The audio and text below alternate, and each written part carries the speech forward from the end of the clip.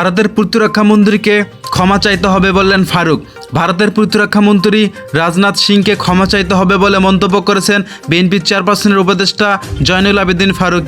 তিনি বলেছেন, আপনারা মন্ত্রী, আমিও কিন্তু স্বাধীন বাংলাদেশের নাগরিক। আপনি যে বক্তব্য দিয়েছেন সেজন্য আপনাকে ক্ষমা চাইতে হবে। বাংলাদেশের মানুষের মন বড়, তারা ক্ষমা করতে জানে। সুতরাং বাংলাদেশ নিয়ে তাচ্ছিল্য করে কোনো বক্তব্য সেটা কেউ মেনে নেবে না।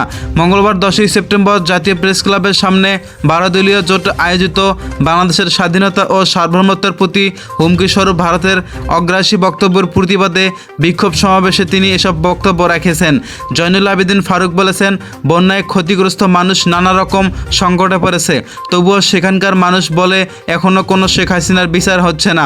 এই 1 মাস 5 দিনে শেখ পরিবারের কাউকে বিচারে আটতে আনলে মানুষ বিশ্বাস করত আমরা আপনাকে বিশ্বাস করি।